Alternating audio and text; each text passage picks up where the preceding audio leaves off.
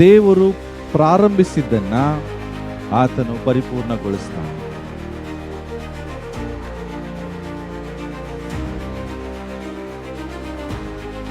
ದೇವರು ಹೇಳ್ತಾರೆ, let there be lights. But light ಕೊಡುವ ಸೋರ್ಸ್ ಯಾವ್ದಂದ್ರೆ ಸನ್, ಸೂರ್ಯ. There is no source. But ದೇವರು ಮೊದಲನೇ ದಿವಸ ಹೇಳ್ತಿದ್ದಾರೆ, ಬೆಳಕಾಗ್ಲಿ.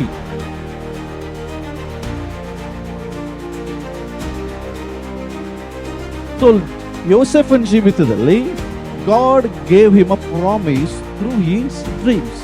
ದೇವರು ಯೋಸೆಫನಿಗೆ ಕನಸಿನ ಮೂಲಕ ಒಂದು ವಾಗ್ದಾನ ಮಾಡಿಕೊಡ್ತಾರೆ. ಏನು ವಾಗ್ದಾನ? ಎಲ್ಲ ಸೂರ್ಯಚಂದ್ರ ನಕ್ಷತ್ರಗಳು ನಿನಗೆ ಅಡ್ಡ ಬೀಳ್ತವೆ.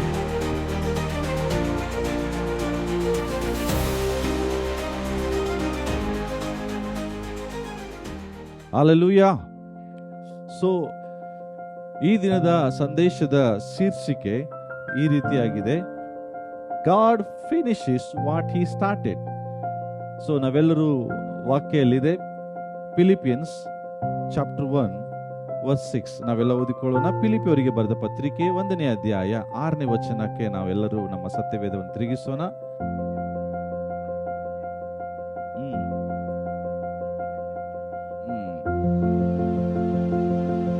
Yes. Being confident of this, that he who began a good work in you will carry it on to completion until the day of Jesus Christ. ನಿಮ್ಮ ಒಳಗಡೆ ಒಳ್ಳೆ ಕೆಲಸವನ್ನ ಪ್ರಾರಂಭಿಸಿದ ಆತನು ಕರ್ತನ ಪ್ರತ್ಯಕ್ಷದ ಒಳಗಡೆ ಅದನ್ನ ಪರಿಪೂರ್ಣಗೊಳಿಸುವನಾಗಿದ್ದಾನೆ. ಯಾಕೆಂದ್ರೆ ದೇವರು ಏನನ್ನ ಪ್ರಾರಂಭಿಸ್ತಾನೋ ಅದನ್ನ ಪರಿಪೂರ್ಣಗೊಳಿಸದ ದೇವರು ಇರುವುದಿಲ್ಲ. ಸೊ ನಿಮ್ಮೆಲ್ಲರ ಜೀವಿತದಲ್ಲಿ ದೇವರು ಒಂದು ವಾಗ್ದಾನದ ಮೂಲಕ ಒಳ್ಳೆ ಕೆಲಸವನ್ನ ಪ್ರಾರಂಭಿಸಿರ್ತಾನೆ. ಅದು ಒಂದು ತಿಳ್ಕೊಡ್ರಿ, ತಡವಾಗ್ಬೋದು, ಬಟ್ ನೆರವೇರ್ತದೆ. ಹಲ್ಲೆಲೂಯಾ. ದೇವರು ನಮ್ಮ ಜೀವಿತದಲ್ಲಿ ಏನನ್ನ ಹೇಳ್ತಾನೋ ಅದನ್ನ ದೇವರು ಮಾಡೇ ಮಾಡ್ತಾನೆ. ಯಾಕೆಂದ್ರೆ ಬೈಬಲ್ ಹೇಳ್ತದೆ, ಭೂಮಿ ಆಕಾಶಗಳು ಅಳಿದು ಹೋಗ್ಬೋದು, ಆದ್ರೆ ದೇವರ ಮಾತುಗಳು ಅಳಿದಾಗೋದಿಲ್ಲ. ಯಾಕೆಂದ್ರೆ ಅದ್ರ ಒಳಗಡೆ ಜೀವ ಇದೆ ಪ್ರಿಯರೇ. ಸೊ ದೇವರು ನಿಮ್ಮೆಲ್ಲರ ಜೀವಿತದಲ್ಲಿ ಎಷ್ಟೋ ವಾಗ್ದಾನಗಳನ್ನ ಮಾಡಿರ್ಬಹುದು. ನಿಮ್ಮ ಲೈಫಲ್ಲಿ ದೇವರು ವಾಕ್ಯದ ಮೂಲಕ ಒಂದು ಪ್ರವಾದನೆಗಳನ್ನ ಹೇಳಿರ್ಬೋದು. ನಿಮ್ಗೆ ಅನಿಸ್ಬೋದು, ದೇವರು ಇದೆಲ್ಲ ಯಾವಾಗ ನೆರವೇರ್ತದೆ? ನನ್ನ ಜೀವಿತದ ಪರಿಸ್ಥಿತಿ ನೋಡುವುದಾದ್ರೆ there is no any signs of fulfilment of this promise. ಆದ್ರೆ ಯಾವುದೇ ಸೂಚನೆಗಳು ಇಲ್ಲ ಅಂತ ನಿಮ್ಮ ಜೀವಿತದಲ್ಲಿ ನಿಮಗೆ ಅನಿಸ್ಬಹುದು. ಬಟ್ ಬೈಬಲ್ ಹೇಳ್ತದೆ, ದೇರ್ ಇಸ್ ಒನ್ ಡೇ, ಒಂದು ದಿನ ಇದೆ. ಆ ದಿನದಲ್ಲಿ ನಿನ್ನ ಜೀವಿತದಲ್ಲಿ ಮಾಡಿದಂತ ವಾಗ್ದಾನಗಳಾಗಿರಲಿ, ಪ್ರವಾದನೆಗಳಾಗಿರಲಿ, ಅದು ನೆರವೇರುವ ದಿನ ಬಂದೇ ಬರ್ತದೆ. ಯಾಕೆ ನನ್ನ ದೇವರು ನಂಬಿಗಸ್ತನಾದ ದೇವರಾಗಿದ್ದಾನೆ. ಆತನು ಮಾತು ಕೊಟ್ಟ ದೇವರು ಅದನ್ನು ಪೂರೈಸ್ತಾನೆ. ಆತನು ಮನುಷ್ಯರಾಗಿ ಮೋಸ ಮಾಡುವನಲ್ಲ. ಆತನು ಏನ್ ಹೇಳ್ತಾನೆ ಅದನ್ನ ಆತನು ಮಾಡೇ ಮಾಡ್ತಾನೆ. ನಂಬೋರು ಒಂದ್ಸರಿ ಗಚ್ಚಾಗಿ ಆಮೇನ್ ಹೇಳೋಣ, ಆಮೇನ್. ಅದೇ ಪ್ರಕಾರವಾಗಿ ಇನ್ನೊಂದು ವಾಕ್ಯ ಓದಿಕೊಳ್ಳೋಣ. The book of 2 Peter, epistle of 2 Peter chapter 1 verse 19. ಪೇತ್ರನ 2ನೇ ಪತ್ರಿಕೆ 1ನೇ ಅಧ್ಯಾಯ 19ನೇ ವಚನ ಓದೋಣ.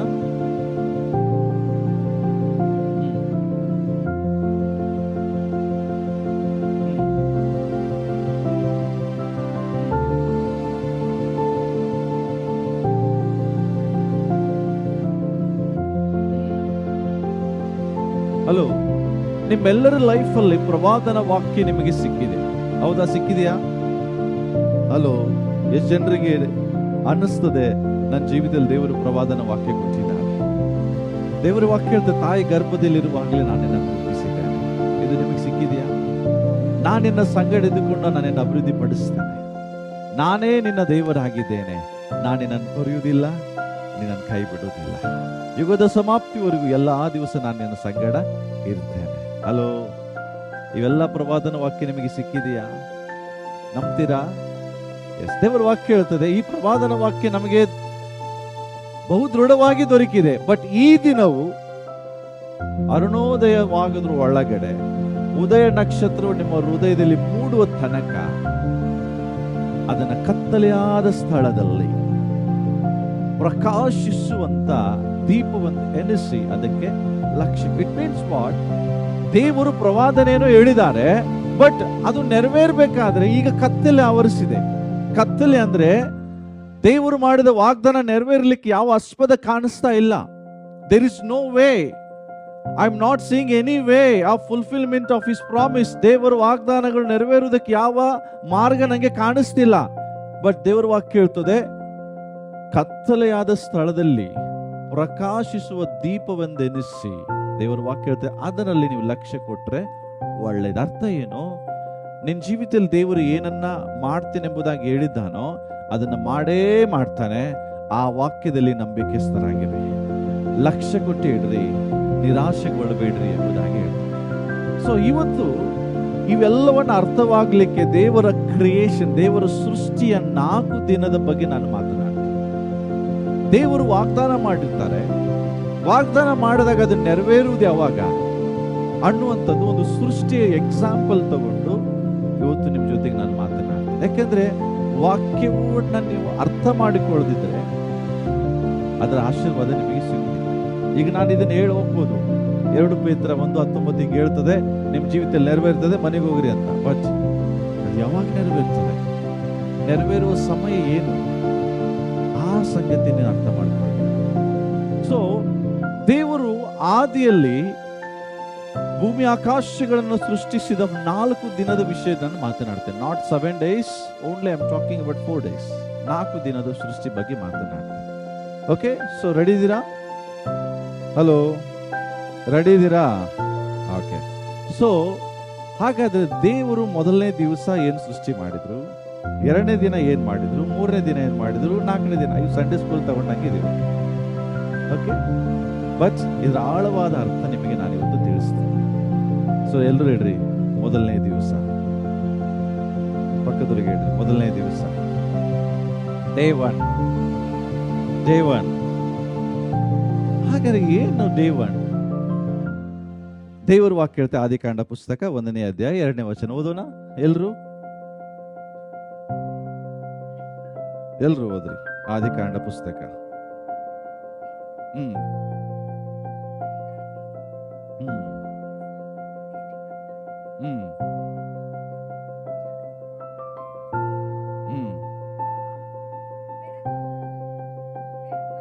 ಹ್ಮ್ ಹ್ಮ್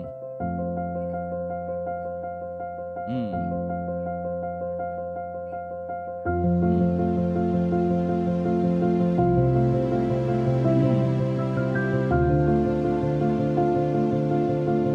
ಹಲೋ, ಇದೆಲ್ಲ ನಮಗೆ ಗೊತ್ತಿದೆ. How the first day happen. ನೋಡ್ರಿ, ಮೊದಲನೇ ದಿವಸ ದೇವರು ಭೂಮಿಯಲ್ಲಿ ಕತ್ತಲಿದೆ, ಭೂಮಿ ಕ್ರಮ ಇಲ್ಲ, ಭೂಮಿ ಬರಿದಾಗಿದೆ.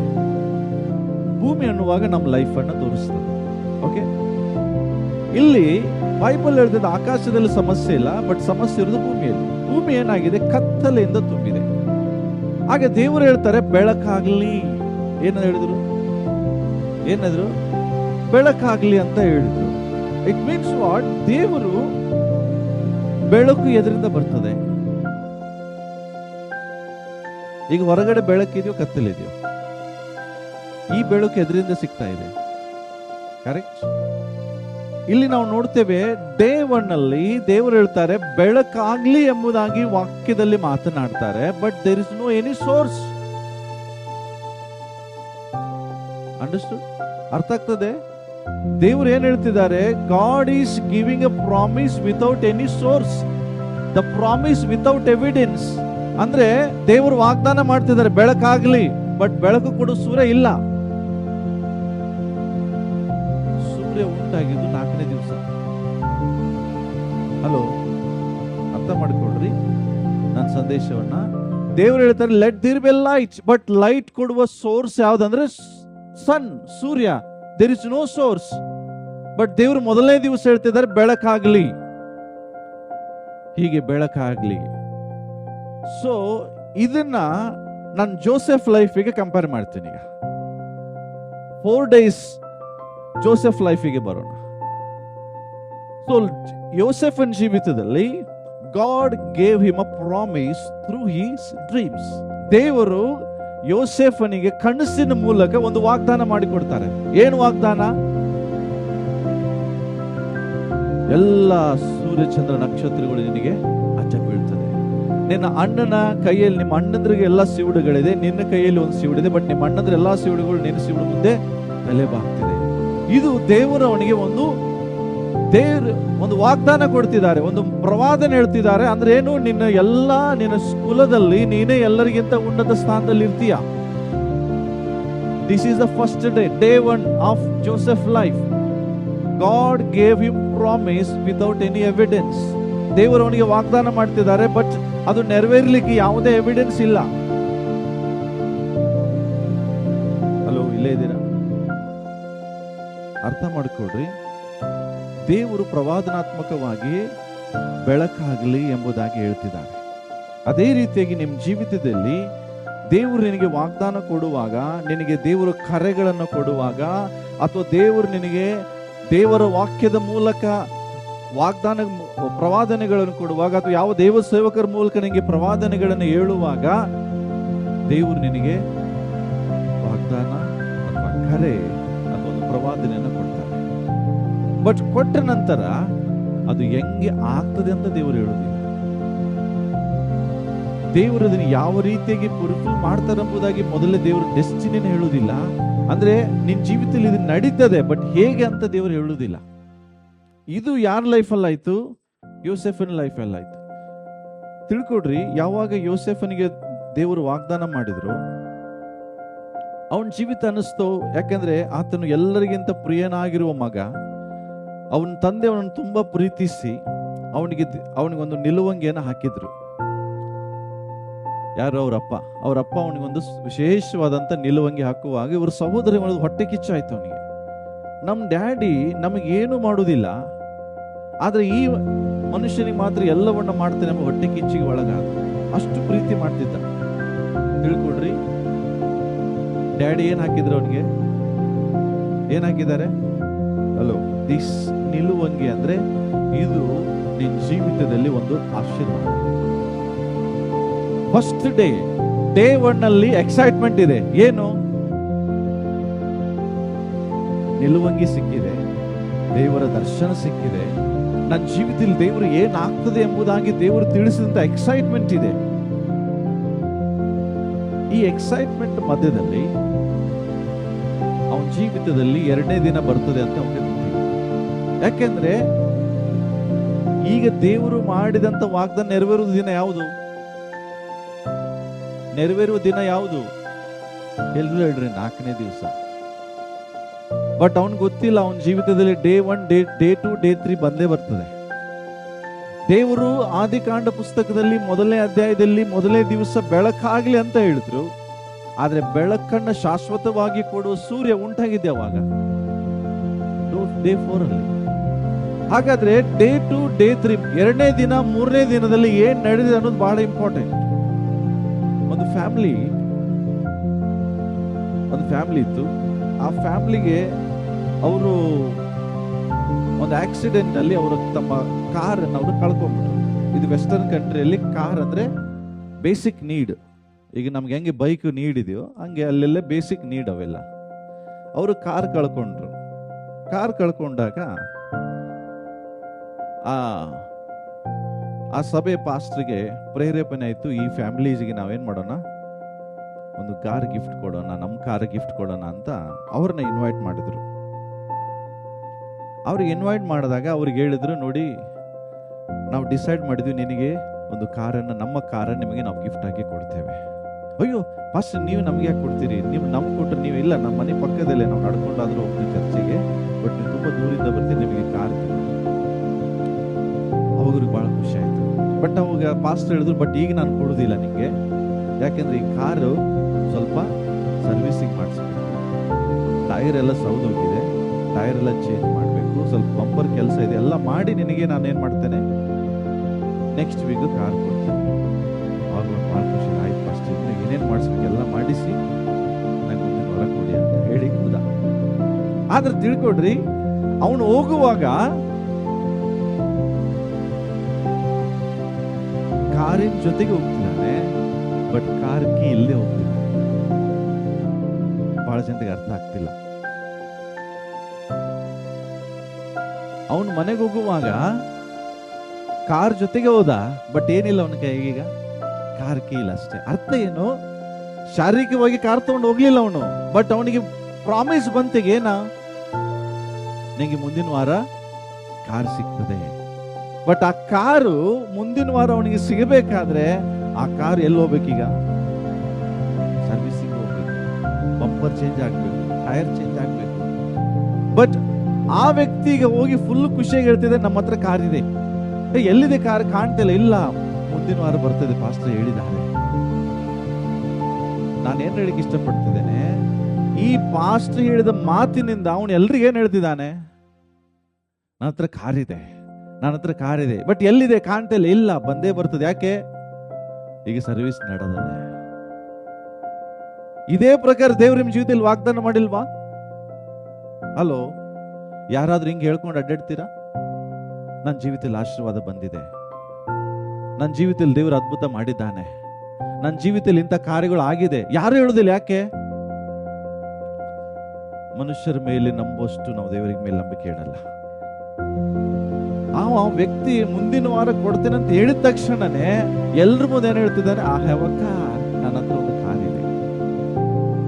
ಬಟ್ ದೇವರು ಹೇಳಿದ್ದಾರೆ, ಮಗನೇ ಮಗಳೇ, ನಿನ್ನ ಜೀವಿತದಲ್ಲಿ ಆಶೀರ್ವಾದ ಇದೆ, ನಾನು ನಿನ್ನ ಜೀವಿತದಲ್ಲಿ ಇದನ್ನ ಮಾಡ್ತೇನೆ, ನಾನು ನಿನ್ನ ಜೀವಿತದಲ್ಲಿ ಇದನ್ನ ಮಾಡ್ತೇನೆ, ನಾನು ಇದನ್ನ ಕೊಡ್ತೇನೆ. ಬಟ್ ಯಾರು ಅದನ್ನು ಹೇಳುವುದಿಲ್ಲ. That is faith. ನಿನ್ನ ನಂಬಿಕೆ ಎಲ್ಲಿದೆ? ಅದೇ ಹೇಳ್ತದೆ ಇಬ್ರಿಯ ಪತ್ರಿಕೆ 10ನೇ ಅಧ್ಯಾಯದಲ್ಲಿ, ಕಣ್ಣಿಗೆ ಕಾಣದವುಗಳನ್ನ ನಿಜವೆಂದು ನಂಬುವುದೇ ನಂಬಿಕೆಯಾಗಿದೆ. ಎಸ್, ಈಗ ನೀನು ಕಣ್ಣಿಗೆ ಕಾಣ್ತಿಲ್ಲ, ಬಟ್ ದೇವರ ವಾಗ್ದಾನ ಒಂದು ದಿವಸ ನೆರವೇರ್ತಾನೆ. ಹಲ್ಲೆಲೂಯಾ. ಸೊ ಈಗ ನಾವೆಲ್ಲಿಗೆ ಬರೋಣ? ಡೇ 2ಗೆ ಬರೋಣ. ಸೊ ಡೇ 1 ಅಲ್ಲಿ ಏನಾಯ್ತು? ಎಲ್ರು ಹೇಳ್ರಿ, ಏನಾಯ್ತು? ದೇವರ ವಾಗ್ದಾನ ಬಂತು, ಬಟ್ ಆ ವಾಗ್ದಾನ ನೆರವೇರುವುದಕ್ಕೆ ಯಾವುದೇ ಆಧಾರ ಇಲ್ಲ. ವಾಗ್ದಾನ ನೆರವೇರ್ಬೇಕಾದ್ರೆ ಯಾವ ಮಾರ್ಗವೂ ಕಾಣಿಸ್ತಿಲ್ಲ. ಅದೇ ರೀತಿಯಾಗಿ ಯೋಸೇಫನ ಲೈಫ್ ಅಲ್ಲಿ ದೇವರು ವಾಗ್ದಾನ ಕೊಟ್ಟರು, ಬಟ್ ಅದು ನೆರವೇರ್ಲಿಕ್ಕೆ ಯಾವುದೇ ಆಸ್ಪದ ಇಲ್ಲ. ಯಾಕೆ ಇದು ಆಗ್ತಿದೆ ಅಂತ ಹೇಳಿದ್ರೆ, ಡೇ 2 ಅಲ್ಲಿ ಏನಾಯ್ತು? ಎಲ್ರು ಹೇಳ್ರಿ, ಸಪರೇಷನ್. ಎಲ್ರು ಹೇಳ್ರಿ, ಸಪರೇಷನ್. 2ನೇ ದಿವಸ ಏನಾಯ್ತು ಗೊತ್ತಾ? ಆದಿಕಾಂಡ ಪುಸ್ತಕದಲ್ಲಿ ಎಲ್ರು ಹೇಳ್ರಿ, ಏನಾಯ್ತು? ಸಪರೇಷನ್. ಓಕೆ, ನಾವು ಆದಿಕಾಂಡ ಪುಸ್ತಕಕ್ಕೆ ಬರೋಣ. ಮೊದಲನೇ ದಿನ ಆದ್ಮೇಲೆ 2ನೇ ದಿನಕ್ಕೆ ಓದ್ಮ 6ನೇ ವಚನದಿಂದ 8ನೇ ವಚನದವರೆಗೂ. ಓಕೆ. ಬಳಿಕ ದೇವರು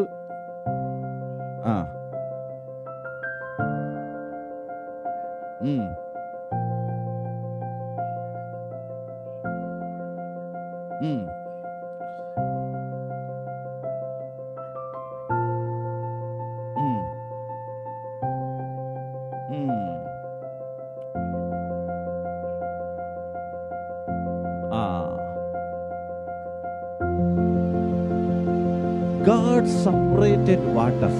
ದೇವರು ನೀರನ್ನು ಸಪರೇಟ್ ಮಾಡದ ಅಂತ ಬರ್ತದೆ. ಅಲ್ಲಿ ಗುಮ್ಮಟಗಳು ಅಂದ್ರೆ ಬೆಟ್ಟಗಳು, ಗುಡ್ಡಗಳು ಆಯ್ತು. ಈಗ ನೆಲ ಬೇರೆ, ನೀರು ಬೇರೆ. ದೇವರು ನೀರನ್ನ ನೆಲದಿಂದ ಏನ್ ಮಾಡ್ತಿದ್ದಾನೆ? ಏನ್ ಮಾಡ್ತಿದ್ದಾನೆ? ಬೇರ್ಪಡಿಸ್ತಿದ್ದಾನೆ. ನಮ್ಮ ಲೈಫ್ ಅಲ್ಲಿ day 2ದಲ್ಲಿ ಏನಾಗ್ಬೇಕಂದ್ರೆ, God wanted to separate some many things from your life. ಅಂದ್ರೆ ಯಾವುದು ದೇವರ ಜೊತೆಗೆ ಅಲೈನ್ ಆಗಿರುವುದಿಲ್ಲ ನೋಡ್ರಿ, ಅಂತ ಎಲ್ಲಾ ಸಂಗತಿಗಳನ್ನ ದೇವರು ನಿನ್ನಿಂದ ಸಪರೇಟ್ ಮಾಡ್ಲಿಕ್ಕೆ ಬಯಸ್ತಾನೆ. ದೇವರ ವಾಗ್ದಾನ ನೆರವೇರ್ಬೇಕಾದ್ರೆ ಯೋಸೇಫನ್ ಲೈಫ್ ಅಲ್ಲಿ ಅಣ್ಣಂದ್ರೆ ಇರಬಾರ್ದು. ಯಾಕೆ? ಅಣ್ಣಂದ್ರ ಮೆಂಟಾಲಿಟಿ ನೆಗೆಟಿವ್, ಆದ್ರೆ ಯೋಸೇಫನ್ ಮೆಂಟಾಲಿಟಿ ಪಾಸಿಟಿವ್. ಈಗ ಇವನ ಜೀವಿತದಲ್ಲಿ ದೇವರು ಮಾಡಿದಂತ promise ನೆರವೇರ್ಬೇಕಾದ್ರೆ he has to separate from his brothers. ಅವನು ಸಹೋದರಿಂದ ಬೇರ್ಪಡಬೇಕು, ತನ್ನ ತಂದೆಯಿಂದ ಬೇರ್ಪಡಬೇಕಾಯ್ತು, ತನ್ನ ಮನೆಯಿಂದ ಬೇರ್ಪಡಬೇಕಾಯ್ತು. That is the process of separation. ಹಾಗಂತ ಇಲ್ಲಿದ್ದಂಥವ್ರಿಗೆ ಮನೆ ಬಿಟ್ಟು ಹೋಗಂತ ನಾನು ಹೇಳ್ತಾ ಇಲ್ಲ. ಅವನ ಜೀವಿತದಲ್ಲಿ ಬ್ರದರ್ಸ್ ಇದ್ರು, ನಿನ್ನ ಜೀವಿತದಲ್ಲಿ ಬ್ರದರ್ಸ್ ಇರ್ತಾರಂತ ನಾನು ಹೇಳ್ತಾ ಇಲ್ಲ. ಬಟ್ ನಿನಗೂ ದೇವರನ್ನ ಅಗಲಿಸುವಂತ ಯಾವ ಸಂಗತಿಗಳು ನಿನ್ನಲ್ಲಿ ಇದೆಯೋ ಅದರಿಂದ ನೀನು ಬೇರ್ಪಡಬೇಕು. ದೇವರ ಆಶೀರ್ವಾದ ಹೊಂದೋದಕ್ಕೆ ನಿನಗೆ ಯಾವುದು ತಡೆ ಆಗಿದೆಯೋ ಅದರಿಂದ ನೀನು ಬೇರ್ಪಡಿಸ್ಬೇಕು. ಎಲ್ಲಿ ತನಕ ನೀನು ಅದರಿಂದ ಬೇರ್ಪಡುವುದಿಲ್ಲ, ಅಲ್ಲಿ ತನಕ ದೇವರು ಮಾಡಿದ ವಾಗ್ದಾನ ಜೀವಿತದಲ್ಲಿ ನೆರವೇರುವುದಿಲ್ಲ. ಡೇ 1 ಅಲ್ಲಿ ದೇವರು ಇವನ್ ಜೀವಿತದಲ್ಲಿ ವಾಗ್ದಾನ ಮಾಡಿದ್ರು, ಆದ್ರೆ ಇವು ಎರಡನೇ ದಿನ ಇವನ್ ಜೀವಿತದಲ್ಲಿ ಬರುವಾಗ ಇವನ್ ಜೀವಿತದಲ್ಲಿ ನೆನೆಸದ ಕಾರ್ಯಗಳು ಇವನ್ ಲೈಫಲ್ಲಿ ನಡೀತಾ ಇದೆ. ಡೇ 2 ಅದ ಅರ್ಥ ಏನು ಗೊತ್ತಾ? ಅಂದ್ರೆ ದೇವರು ತನಗೆ ಬೇಕಾದಂತ ಸಂಗತಿಗಳನ್ನ ನಿನ್ನಲ್ಲಿ ಡೆವಲಪ್ ಮಾಡ್ತಿದ್ದಾನೆ, ದೇವರಿಗೆ ಬೇಡವಾದ ಸಂಗತಿಗಳು ನಿನ್ನಿಂದ ತೆಗೆದಾಕ್ತಾನೆ.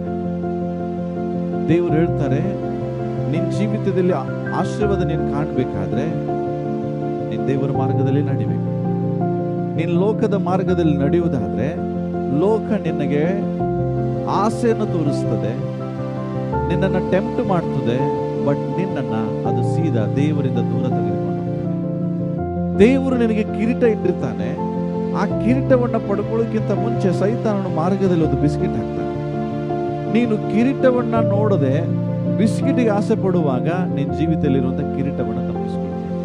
ಅದಕ್ಕಾಗಿ ಇಬ್ರಿಯರಿಗೆ ಬರೆದ ಪತ್ರಿಕೆಯಲ್ಲಿ ನಾವು ಕಾಣ್ತೇವೆ, ರೋಮಾಪುರ ಪತ್ರಿಕೆ 12ನೇ ಅಧ್ಯಾಯದಲ್ಲಿ ನಾವು ನೋಡ್ತೇವೆ, ಎರಡೂ ಕಡೆ ಒಂದೇ ಬರೆದ ಏನಂದ್ರೆ, ನಿನಗೆ ಅಭ್ಯಂತರ ಪಡಿಸುವ ಎಲ್ಲಾ ಸಂಗತಿಗಳನ್ನ ಹತ್ತಿಕೊಳ್ಳುವ ಪಾಪವನ್ನ ತೆಗೆದಿಟ್ಟು. You have to separate the things which are disturbing you. ನಿನ್ನನ್ನ ಅಭ್ಯಂತರ ಪಡಿಸ್ತಾ ಇರುವಂಥದ್ದು. ನೀನ್ ದೇವರ ಸಮೀಪಕ್ಕೆ ಬರಬೇಕಾಗಿದೆ, ಬಟ್ ದೇವರ ಸಮೀಪಕ್ಕೆ ಬರಲಿಕ್ಕೆ ಕೆಲವು ಸಂಗತಿಗಳು ನಿನ್ನ ಡಿಸ್ಟರ್ಬ್ ಮಾಡ್ತಿದೆ. ಬೈಬಲ್ ಹೇಳ್ತದೆ, ರಿಮೂವ್ ದೆಮ್. ಅವುಗಳನ್ನ ಏನ್ ಮಾಡು? ಸಪರೇಟ್ ಮಾಡು. ಎಲ್ಲಿ ತನಕ ನೀನು ಸಪರೇಟ್ ಮಾಡೋದಿಲ್ಲ, ಅಲ್ಲಿ ತನಕ ದೇವರು ನಿನ್ನನ್ನು ಉಪಯೋಗಿಸಲಿಕ್ಕೆ ಆಗುದಿಲ್ಲ ಪ್ರಿಯರೇ. ಇಲ್ಲಿ ನಾವು ನೋಡ್ತೇವೆ, ದೇವರ ವಾಕ್ಯದಲ್ಲಿ ಏನ್ ನಡೀತಾ ಇದೆ ಅಂತ ಹೇಳಿದ್ರೆ, ಇವನ್ ಜೀವಿತದಲ್ಲಿ ಟೆಸ್ಟ್ಗಳು ಪ್ರಾರಂಭ ಆಯ್ತು. ದೇವರ ಕೀರ್ತನೆಯಲ್ಲಿ ನಾವು ನೋಡ್ತೇವೆ, ಯೋಸೇಫನ್ನು ದೇವರ ವಾಕ್ಯದಿಂದ ಪರೀಕ್ಷೆಗೆ ಒಳಗಾದನು, ಪರಿಶೋಧನೆಗೆ ಒಳಗಾದನು ಅಂತ ಬರ್ದ. ಅಂದ್ರೆ ಇವನ್ ಜೀವಿತದಲ್ಲಿ ವಾಗ್ದಾನ ನೆರವೇರೋದಕ್ಕಿಂತ ಮುಂಚೆ ಒಂದು ಪರಿಶೋಧನೆಗೆ ಒಳಗಾಗ್ತಿದ್ದಾನೆ. God is testing Joseph's faithfulness. God is testing Joseph's purity. ಇವನ ನಂಬಿಗಸ್ತಿಕೆಯನ್ನ, ಇವನಲ್ಲಿರುವಂತ ಪವಿತ್ರತೆಯನ್ನ ದೇವರು ಪರೀಕ್ಷೆ ಮಾಡ್ತಿದ್ದಾನೆ. ಡೇ 1 ಎಕ್ಸೈಟ್ಮೆಂಟ್ ಇದೆ, ಬಟ್ ಡೇ 2 ಹೋರಾಟ ಇದೆ. ಮೊದಲನೇ ದಿವಸ ಬಹಳ ಸಂತೋಷ. ಯಾರಾದ್ರೂ ದೇವ ಸೇವಕರು ತಲೆ ಮೇಲೆ ಕೈ ಇಟ್ಟು ಪ್ರವಾದನೆ ಮಾಡುವಾಗ ಬಹಳ ಸಂತೋಷ. ಮುಂದಿನ ವರ್ಷ ಇಷ್ಟೊತ್ತೊಳಗೆ ನನ್ನ ಜೀವಿತದಲ್ಲಿ ಇದು ನಡೀತದೆ, ಅದು ನಡೀತದೆ, ಸಂತೋಷ. ಅವರು ಪ್ರವಾದನೆ ಮಾಡಿದ 2ನೇ ದಿವಸದಲ್ಲೇ ಹೋರಾಟ ಬರ್ತದೆ. ಅವಾಗ ನಿಮಗೊಂದು ಪ್ರಶ್ನೆ ಬರ್ತದೆ, ಇದು ದೇವರು ಮಾತಾಡಿದ್ನ ಸೈತಾನ್ ಮಾತಾಡಿದ್ನ? ದೇವರು ಮಾತನಾಡಿದ್ರೆ ಇದಂತರ ಹೋರಾಟ ಯಾಕೆ? ಹಲೋ, ಹೋರಾಟ ಇಲ್ಲದೆ ದೇವರ ವಾಗ್ದಾನಗಳು ನೆರವೇರುವುದಿಲ್ಲ. ನಿನ್ನ ಜೀವಿತದಲ್ಲಿ ದೇವರ ವಾಗ್ದಾನ ನೆರವೇರಿಸಬೇಕಾದ್ರೆ ಮೊದಲು ನಿನ್ನ ಜೀವಿತದಲ್ಲಿ ದೇವರು ಕೆಲವು ಟೆಸ್ಟ್ಗಳನ್ನು ತಗೊಂಡು ಬರ್ತಾರೆ, ಕೆಲವು ಪರೀಕ್ಷೆಗಳನ್ನು ತಗೊಂಡು ಬರ್ತಾರೆ. ನೀನ್ ಪರೀಕ್ಷೆಯಲ್ಲಿ ಪಾಸ್ ಆಗದಿದ್ರೆ ನಿನ್ನ ಜೀವಿತದಲ್ಲಿ ಅವು ನೆರವೇರ್ಲಿಕ್ಕೆ ಸಾಧ್ಯ ಇಲ್ಲ ಪ್ರಿಯರೇ. ಯಾಕೆ ಗೊತ್ತಾ? ಈಗ ಜೋಸೆಫನ್ ಜೀವಿತ ಹೆಂಗಾಯ್ತಂದ್ರೆ, ಗುಂಡಿ ಒಳಗಿದಾನ ಅವನು. ಎಲ್ಲಿ? ನಿಲುವಂಗಿ ಅಪ್ಪ ಹಾಕಿದ್ದು ನಿಲುವಂಗಿ ತೆಗೆ ಹಾಕಲ್ಪಡುತ್ತೆ. ನಿಲುವಂಗಿ ಅನ್ನುವಾಗ ಒಂದು ಸಂರಕ್ಷಣೆ, ಒಂದು ಆಶೀರ್ವಾದ. ಬಟ್ ಆ ಕೋಟಿಗ ಯಾರು ತೆಗೆದ್ರು? ತನ್ನ ಸಹೋದರರು ಅವನ ನಿಲುವಂಗಿಯನ್ನು ಬಿಡಿಸ್ತಾರೆ. ನೋಡ್ರಿ, ಅಲ್ಲಿ ಅವನ ನಿಲುವಂಗಿಯನ್ನು ತೆಗೆದು ಅದನ್ನ ಅಪ್ಪನ್ ಕೊಡ್ತಾರೆ. ಇದೇ ಅಲ್ಲ ನಿನ್ ಮಗಂದು? ಹಾಕಿದಂತೆ ನಿಲುವಂಗಿ ಓಪನ್ ಆಯ್ತು. ಡೇ 1 ಅಲ್ಲಿ ನಿಲುವಂಗಿ ಹಾಕಿದ್ದಾರೆ, ವಾಗ್ದಾನಗಳು ಬಂದಿದೆ. ಬಟ್ ಡೇ 2 ಅಲ್ಲಿ ಅದೇ ನಿಲುವಂಗಿಯನ್ನು ತೆಗಿತಿದ್ದಾನೆ. ಹೋರಾಟಗಳು ಬರ್ತದೆ. ಈಗ ಎಲ್ಲಿದ್ದಾನೆ? ಪಿಟ್ಟಲ್ಲಿದ್ದಾನೆ. ಪಿಟ್ ಅಂದ್ರೆ ಏನು? ಡಾರ್ಕ್ನೆಸ್. ಎಲ್ಲಿದ್ದಾನೆ? ಕತ್ತಲೆಯಲ್ಲಿದ್ದಾನೆ. ಪ್ರಿಯರೇ, ನಿಮ್ಗೆ ಗೊತ್ತಾ, ಕೆಲವು ಕಾರ್ಯಗಳು ದೇವರು ಕತ್ತಲೆಯಲ್ಲೇ ಮಾಡ್ತಾನೆ. ನಿನ್ನ ಕತ್ತಲೆಯಲ್ಲಿ ಹಾದು ಹೋಗದೆ ನಿನ್ನನ್ನ ದೇವರು ರೆಡಿ ಮಾಡೋದಿಲ್ಲ. ನಿನ್ನನ್ನ ದೇವರೇ ಉದ್ದೇಶಪೂರ್ವಕವಾಗಿ ಕೆಲವು ಸಾರಿ ಏನ್ ಮಾಡ್ತಾನೆ? ಕತ್ತಲೆಯಲ್ಲಿ ಹಾದು ಹೋಗಂಗೆ ಮಾಡ್ತಾನೆ.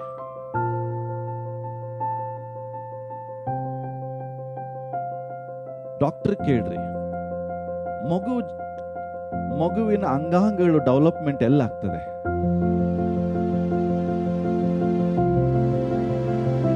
ಹಲೋ, ಇಲ್ಲಿದ್ದೀರಾ? ಒಂದು ಮಗುವಿಗೆ ಮಗುವಿನ ಅಂಗಗಳು ಡೆವಲಪ್ ಆಗುವುದು ಎಲ್ಲಿ? Yes, in the darkness. ಎಲ್ಲಿ? ಎಲ್ರಿ ಎಲ್ಲಿ? ಕತ್ತಲೆಯಲ್ಲಿ. ಎಲ್ಲಿದ್ದೀರಾ? ಮಗುವಿನ ಅಂಗಾಂಗಗಳು ಡೆವಲಪ್ ಆಗೋದು ಕತ್ತಲೆಯಲ್ಲಿ, ಅಂದ್ರೆ ತಾಯಿಯ ಗರ್ಭದಲ್ಲಿ. ಒಂದು ವೇಳೆ ಕೆಲವು ಮಕ್ಕಳು ನೋಡ್ರಿ, ಫಾರ್ಮೇಶನ್ ಆಗೋಕ್ಕಿಂತ ಮುಂಚಿತವಾಗಿ ಕತ್ತಲಿಂದ ಹೊರಗಡೆ ಬಂದ್ರೆ ಏನಾಗ್ತಾವ? ಅದೇ ಪ್ರಕಾರ ದೇವರು ಒಂದು ಒಂದು ಪ್ಯಾಟರ್ನ್ ರೆಡಿ ಮಾಡಿದ್ದಾನೆ. ಈ ಮಗು 9 ಮಂತ್ ಎಲ್ಲಿರ್ಬೇಕು? ತಾಯಿಯ ಗರ್ಭದಲ್ಲಿ. ಅಂದ್ರೆ ಹೊರಗಡೆ ಸೂರ್ಯನ ಬೆಳಕು ಕಾಣದೆ, ಹೊರಗಡೆಯ ಪ್ರಪಂಚದ ಬೆಳಕು ನೋಡದೆ, ಕತ್ತಲೆಯಲ್ಲಿ ಆ ಮಗು 9 ಮಂತ್ಸ್ ಇರುವಾಗ, ಆ 9 ಮಂತ್ಸ್ ಮಗುವಿನ ಎಲ್ಲ ಅಂಗಾಂಗಗಳು ಫಾರ್ಮೇಶನ್ ಆಗ್ತದೆ, ಅಂದ್ರೆ ಬೆಳವಣಿಗೆ ಆಗ್ತದೆ. ಆಗ ಎಲ್ಲ ಅಂಗಾಂಗಗಳು ಬೆಳವಣಿಗೆ ಆದ್ಮೇಲೆ ಆ ಮಗುವನ್ನ ಏನ್ ಮಾಡ್ಬೇಕು? ನೀವು ಬೆಳಕಿಗೆ ತರುವಾಗ ಅದು ಆರೋಗ್ಯಕರವಾಗಿ ಬೆಳೀತದೆ. ಅದೇ ಪ್ರಕಾರ ದೇವರು ವಾಗ್ದಾನ ಏನೋ ಮಾಡಿದ್ದಾರೆ, ಬಟ್ ನಿನಗೆ ಮಗು ಆಗ್ತದೆ ಅಂತ ವಾಗ್ದಾನ ಮಾಡಿದ್ರೆ ಆ ಮಗು ಯಾವಾಗ್ತದೆ? ಕತ್ತಲೆಯಲ್ಲಿ ರೆಡಿ ಆಗ್ತದೆ, ಹೋರಾಟದಲ್ಲಿ ರೆಡಿ ಆಗ್ತದೆ, ಪರೀಕ್ಷೆಗೆ ಒಳಗಾಗ್ತದೆ. ಅದೇ ಪ್ರಕಾರ ಯಾರ ಜೀವಿತ ಆಯ್ತು? ಯೋಸೇಫನ ಜೀವಿತ ಆಯ್ತು. ಏನು ವಾಗ್ದಾನ ಬಂತು, ಬಟ್ ಇಮಿಡಿಯೇಟ್ ಆಗಿ ಅದು ನೆರವೇರ್ಲಿಲ್ಲ. ಇಮಿಡಿಯೇಟ್ ಆಗಿ ಅವನ ಜೀವಿತದಲ್ಲಿ ಡೇಟ್ ಬಂತು. ಅದು ಏನಂತ ಹೇಳಿದ್ರೆ, ಅವನ ದೇವರು ಅವನಿಗೆ ಏನು ಹೇಳಿದ್ರು, ದೇವರು ಅವನಿಗೆ ಏನನ್ನು ಟ್ಯಾಲೆಂಟ್ಗಳನ್ನು ಕೊಟ್ಟರು, ಅದನ್ನ ದೇವರು ಡೆವಲಪ್ಮೆಂಟ್ ಮಾಡ್ತಿದ್ದಾನೆ. ಯಾವಾಗ? ಅವನನ್ನು ಮೊದಲು ಸಪರೇಟ್ ಮಾಡಿ. ಈಗ ತನ್ನ ಕುಟುಂಬದಿಂದ ಬೇರ್ಪಟ್ಟ, ತನ್ನ ಫ್ಯಾಮಿಲಿಯಿಂದ ಬೇರ್ಪಟ್ಟ, ಸಹೋದರಿಂದ ಬೇರ್ಪಟ್ಟ, ದೇವರು ಅವನಿಗೆ ಒಂದು ಪಾಠವನ್ನು ಕಲಿಸ್ತಿದ್ದಾನೆ. ನಿನ್ನ ಜೀವಿತದಲ್ಲಿ ಕೆಲವು ಪಾಠವನ್ನು ದೇವರು ಕಲಿಸದೆ ವಾಗ್ದಾನ ನೆರವೇರುತ್ತಿಲ್ಲ. ಯಾಕೆ ಗೊತ್ತಾ? ನೀನು ಈ ಪಾಠ ಕಲ್ತರೆ ದೇವರು ಮಾಡಿದ ವಾಗ್ದಾನ ನೆರವೇರುವಾಗ ಅದನ್ನು ನಿಭಾಯಿಸುವಂತ ಶಕ್ತಿ ನಿನಗಿರ್ತದೆ. ದೇವರು ಡೇವಿಡ್ಗೆ ಹೇಳಿದ್ರು, you are the next king. But immediately ಅವನ ಲೈಫಲ್ಲಿ ಯಾರು ಎದುರಾದ್ರು? ಒಂದೇ ಸರಿ ಸಿಂಹಾಸನ ಸಿಗ್ತಾ? ನೋ. ಯಾರು ಬಂದ್ರು? ಗೋಲ್ಯಾತ ಬರ್ತಾರೆ. ಹಲೋ, ಇಲ್ಲೇ ಇದ್ದೀರಾ? ಅರಸನು ಎಂಬುದಾಗಿ ದೇವರು ಅಭಿಷೇಕ ಮಾಡಿದ ತಕ್ಷಣ ಅರಸನಾಗ್ಲಿಲ್ರಿ. ಅವನ ಜೀವಿತದ ಹೋರಾಟ ನೀವು ನೋಡ್ರಿ. ಗೋಲ್ಯಾತನಿಂದ ಅಪಾಯ ಬಂತು. ಗೋಲ್ಯಾತ ನಂತರ ಸೌಲನಿಂದ ಎಷ್ಟು ಅಪಾಯಗಳು ಬಂತು. ಅವನು ತಪ್ಪಿಸ್ಕೊಂಡು ಲೈಫ್ ತೆಗಿಬೇಕಾಯ್ತು. ಮರಣಕರವಾದಂತ ದಿನಗಳು ಅವನ ಲೈಫಲ್ಲಿ ಬಂತು. ಅವೆಲ್ಲವ ಹೋರಾಟದಲ್ಲಿ ಅವನು ಗೆದ್ದಾಗ ಅವನಿಗೆ ಅರಸನ ಸ್ಥಾನ ಸಿಕ್ತು. ಅದೇ ಪ್ರಕಾರ ಯೋಸೇಫನ ಜೀವಿತದಲ್ಲಿ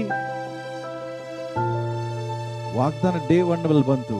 ಡೇ 2 ಅಲ್ಲಿ ಸಪರೇಷನ್ ಮಾಡ್ಲಿಕ್ಕೆ ದೇವರು ಪ್ರಾರಂಭಿಸಿದ್ರು. ದೇವರು ಅವನನ್ನ ಕೆಲವು ತಿಂಗಳು, ಕೆಲವು ವರ್ಷಗಳು ದೇವರು ಅವನನ್ನು ಟೆಸ್ಟ್ ಮಾಡ್ತಾನೆ ಇದ್ರು. ನಿನ್ನ ಜೀವಿತದಲ್ಲಿ ಸಹ ಒಂದು ಮಗು ತಾಯಿ ಗರ್ಭದಲ್ಲಿ ಫಾರ್ಮ್ ಆಗ್ಬೇಕಾದ್ರೆ 9 ಮಂತ್ಸ್ ಬೇಕು. ಅದೇ ಪ್ರಕಾರ ನಿಮ್ಮ ಜೀವಿತದಲ್ಲಿ ದೇವರು ಮಾಡಿದ ವಾಗ್ದಾನ ನೆರವೇರ್ಬೇಕಾದ್ರೆ ಕೆಲವರಿಗೆ 9 ಮಂತ್ಸ್ ಬೇಕು, ಕೆಲವರಿಗೆ 9 ಇಯರ್ಸ್ ಬೇಕು. ಹಂಗೆ ತಿಳ್ಕೊಬೇಡ್ರಿ, ಒಬ್ಬರಿಗೆ 9 ಮಂತ್ಸ್ ಅಲ್ಲಿ ಆಗ್ಬಿಟ್ರೆ ನನಗೂ 9 ಮಂತ್ಸ್ ಅಲ್ಲಿ. ನೋ, ದೇವರು ಮಾಡಿದ ವಾಗ್ದಾನ ಕೆಲವರಿಗೆ ಈಗಲೇ ನೆರವೇರ್ಬೋದು, ಇನ್ನು ಕೆಲವರಿಗೆ ತಡವಾಗಿ ನೆರವೇರ್ಬೋದು. ಹಲೋ, ಇಲ್ಲೇ ಇದ್ದೀರಾ? So that is day 2. Then will go to day 3. Day 1 ಅಲ್ಲಿ ಏನಾಯ್ತು? ಎಲ್ರು ಹೇಳ್ರಿ, ಏನ್ ಬಂತು? ಪ್ರಾಮಿಸ್ ಬಂತು. ಹೇಳ್ರಿ, ಎಲ್ಲರೂ ಏನ್ ಬಂತು? ಪ್ರಾಮಿಸ್ ಬಂತು. ಡೇ 2 ಅಲ್ಲಿ ಏನಾಯ್ತು? ಸಪರೇಷನ್ ಆಯ್ತು. Then what happens in day 3? 3ನೇ ದಿನದಲ್ಲಿ ಆಗಿದ್ದು ದಟ್ ಈಸ್ ಕಾಲ್ಡ್ ಫಾರ್ಮೇಶನ್. 3ನೇ ಆದಿಕಾಂಡ ಪುಸ್ತಕ ತೆಗೆಯೋಣ. God started to form his creation on day 3. ನೋಡ್ರಿ, ಡೇ 3 ತನಕ ಯಾವುದೇ ಫಾರ್ಮೇಶನ್ ಇಲ್ಲ. ಡೇ 1 ಅಲ್ಲಿ ಪ್ರಾಫಿಸಿ ಇದೆ, ಡೇ 2 ಅಲ್ಲಿ ಸಪರೇಷನ್ ಇದೆ, ಡೇ 3 ಅಲ್ಲಿ ಗಾಡ್ ಸ್ಟಾರ್ಟೆಡ್ ಟು ಫಾರ್ಮ್. ಅಂದ್ರೆ ಆತನ ಸೃಷ್ಟಿಗಳನ್ನು ದೇವರು ಸೃಷ್ಟಿಸಲಿಕ್ಕೆ ಪ್ರಾರಂಭಿಸ್ತಾನೆ.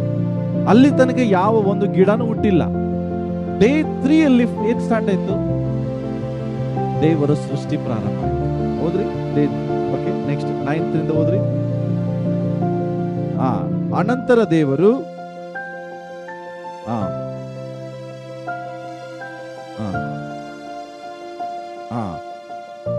ಓಕೆ,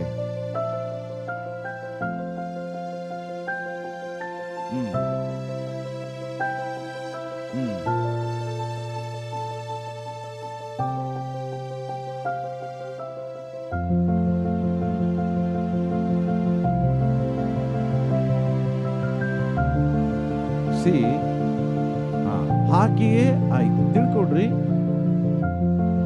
ಡೇ 2 ಅಲ್ಲಿ ದೇವರು ನೀರನ್ನು, ಒಣ ಭೂಮಿಯನ್ನ ನೀರನ್ನು ಸಪರೇಟ್ ಮಾಡಿದ ನಂತರ ಡೇ 3ಗೆ ಬರುವಾಗ ಆ ಒಣ ನೆಲದಲ್ಲಿ ದೇವರು ತನ್ನ ಸೃಷ್ಟಿ, ಅಂದ್ರೆ ಗಿಡ ಮರಗಳನ್ನ, ಕಾಯಿ ಪಲ್ಯಗಳನ್ನ ದೇವರು ಸೃಷ್ಟಿ ಮಾಡಲಿಕ್ಕೆ ಪ್ರಾರಂಭಿಸ್ತಾನೆ. ಸೊ ಇದೇನಾಯ್ತು ಅಂತ ಹೇಳಿದ್ರೆ, ಯೋಸೇಫನ ಜೀವಿತದ 2ನೇ ದಿನ ಮುಗಿದಾದ ಮೇಲೆ ಆತನು 3ನೇ ದಿನಕ್ಕೆ ಬರುವಾಗ ಅವನ ಜೀವಿತದಲ್ಲಿ ದೇವರು ಅವನ ಲೈಫಲ್ಲಿ ಕೆಲವು ಗಿಫ್ಟ್ಗಳನ್ನ ಇಟ್ಟಿದ್ರು. ಯಾರ ಲೈಫಲ್ಲಿ? ಯೋಸೇಫನ ಲೈಫಲ್ಲಿ ದೇವರು ಅವನಿಗೆ ದರ್ಶನ ಕೊಟ್ಟಿದ್ದಾರೆ. ಬಟ್ ಆ ದರ್ಶನ ಕನಸು ಕೊಟ್ಟಿದ್ದಾರೆ. ಈ ಕನಸನ್ನು ನೆರವೇರಿಸೋಕ್ಕಿಂತ ಮುಂಚೆ ಅವನ ಒಳಗಡೆ ದೇವರು ಕೆಲವು ಗಿಫ್ಟ್ಗಳನ್ನ ಫಾರ್ಮ್ ಮಾಡಬೇಕಾಗಿದೆ. ನಿನ್ನ ಕನಸು ನೆರವೇರಬೇಕಾದ್ರೆ ನಿನ್ನ ಕರಿವಿಕೆ ಅದು ಫುಲ್ಫಿಲ್ ಆಗ್ಬೇಕು. ನಿನ್ನ ದೇವರು ಕರೆದ ಉದ್ದೇಶ ಮೊದಲು ನೆರವೇರುವಾಗ ನಿನ್ನ ಮೇಲಿರುವಂತ ವಾಗ್ದಾನಗಳು ನೆರವೇರ್ತವೆ. ಇಲ್ಲಿ ಡೇ 3 ಏನಾಯ್ತಂದ್ರೆ, ಡೇ 1 ಅಲ್ಲಿ ಅಪ್ಪ ಅವನಿಗೆ ನಿಲುವಂಗಿ ಹಾಕಿದ, ದೇವರು ಅವನಿಗೆ ವಾಗ್ದಾನ ಮಾಡಿದ. ಡೇ 2 ಅಲ್ಲಿ ಅದೇ ಸಹೋದರರು ಅವನ ನಿಲುವಂಗಿಯನ್ನು ತೆಗೆದ್ರು, ಅವನನ್ನ ಗುಂಡಿ ಒಳಗಡೆ ಹಾಕಿದ್ರು, ಅವನನ್ನು ಮಾರಿದ್ರು. ಡೇ 3ಗೆ ಬರುವಾಗ ಡೇ 3ಗೆ ಬರುವಾಗ ನೋಡ್ರಿ, ಡೇ 2 ಅಲ್ಲಿ ಮಾರಲ್ಪಟ್ಟ ಪೋಟಿಫರ್ ಅವನ ಮನೆಯನಿಗೆ ತಗೊಂಬಂದ. ಪೋಟಿಫರ್ನ ಮನೆಯಲ್ಲಿ ಅವನನ್ನ ದೇವರು ಪರೀಕ್ಷಿಸ್ತಾ ಇದ್ದಾರೆ. ಯಾವ ಪರೀಕ್ಷೆ? ಅವನ ಪವಿತ್ರತೆ, ಅವನ ನಂಬಿಗಸ್ತಿಕೆಯನ್ನ ಪರೀಕ್ಷೆ ಮಾಡಿದ್ರು. ಈಗ ಡೇ 3ಗೆ ಬರುವಾಗ ಇವನು ತಿಳ್ಕೊಂಡ, ಈ ಪರೀಕ್ಷೆಯಲ್ಲಿ ನಾನು ಪಾಸ್ ಆದೆ, ಈಗ ನನ್ನನ್ನು ದೇವರು ಸಿಂಹಾಸನದಲ್ಲಿ ಕೂಡಿಸ್ತಾರಂತ. ದೇವರು ಅವನಿಗೆ ಸಿಂಹಾಸನದಲ್ಲಿ ಕರ್ಕೊಂಡು ಹೋಗ್ತಿಲ್ಲ, ಅದರ ಬದಲಾಗಿ ದೇವರು ಅವನನ್ನ ಜೈಲ್ ಒಳಗಡೆ ಕರ್ಕೊಂಡು ಹೋಗ್ತಿಲ್ಲ. ಎಲ್ಲಿ? ಸೆರೆಮನೆ. ಡೇ 3ಗೆ ಬರುವಾಗ ಅವನು ಸಿಂಹಾಸನದಲ್ಲಿಲ್ಲ. On day 3 he was in the prison. He was a prisoner. ಕೈದಿಯಾಗಿದ್ದಾನೆ. For what? ಕಾರಣ, ಪೋಟಿಫರನ ಮನೆಯಲ್ಲಿರುವಾಗ ಪೋಟಿಫರನ ಹೆಂಡತಿ ಅವನನ್ನ ದುಷ್ಟ ಕೆಲಸಕ್ಕೆ ಪ್ರೇರೇಪಿಸುವಾಗ ಅದರಿಂದ ಅವನು ತಪ್ಪಿಸಿಕೊಂಡ. ಆ ಕೋಪದಿಂದ ಅವನ ಮೇಲೆ ಇಲ್ಲಿಗಲ್ ಅಕ್ಯುಜೇಷನ್ ಮಾಡಿದ್ರು. ಅಂದ್ರೆ ಇಲ್ಲ ಸಲ್ಲದ ಆರೋಪಗಳನ್ನ ಮಾಡಿ ಅವನು ಒಬ್ಬ ವ್ಯಭಿಚಾರಿ, ರೇಪಿಸ್ಟ್ ಅಂತ ಹೇಳಿ ಅವನನ್ನೇನ್ ಮಾಡಿದ್ರು? ಸೆರೆಮನೆ ಒಳಗಡೆ ಹಾಕ್ತಾರೆ. ಹಾಗಾದ್ರೆ ಈ ಸೆರೆಮನೆಯಲ್ಲಿ ದೇವರು ಅವನಿಗೆ ಏನ್ ಕಲಿಸ್ತಿದ್ದಾರೆ? ಪೋಟಿಫರನ ಮನೆಯಲ್ಲಿ ಒಂದು ಪಾಠ, ಈಗ ಡೇ 3ಯಲ್ಲಿ ಸೆರೆಮನೆ ಅನ್ನುವಾಗ ಇವನೇ ಕೈದಿ. ಯಾಕೆ ದೇವರು ಸೆರೆಮನೆಯಲ್ಲಿದ್ದಾರೆ ಅಂದ್ರೆ, 3ನೇ ದಿನ ಅವನ ಒಳಗಡೆ ಕೆಲವು ಗಿಫ್ಟ್ಗಳನ್ನ ದೇವರು ಸೃಷ್ಟಿ ಮಾಡಬೇಕಾಗಿದೆ. ಯಾಕೆಂದ್ರೆ ಈಗ ದೇವರ ವಾಗ್ದಾನ ನೆರವೇರುವ ಸಮಯ ಬರುವಾಗ ಆ ವಾಗ್ದಾನ ನೆರವೇರುವುದಕ್ಕಾಗಿ ದೇವರು ಒಂದು ಮಾರ್ಗವನ್ನು ಸಿದ್ಧಪಡಿಸಬೇಕು. ಆ ಮಾರ್ಗ ಸೆರೆಮನೆಯಲ್ಲಿ ಸಿದ್ಧ ಆಗ್ತಾ ಇದೆ. ಯಾವ ಮಾರ್ಗ? ದೇವರು ಅವನಿಗೆ ವಿಶೇಷವಾದ ಒಂದು ಗಿಫ್ಟ್ ಕೊಡುವಾಗ ಆ ಗಿಫ್ಟ್ ಫಾರ್ಮೇಶನ್ ನಡೀತಾ ಇದೆ. ಯಾವ ಗಿಫ್ಟ್?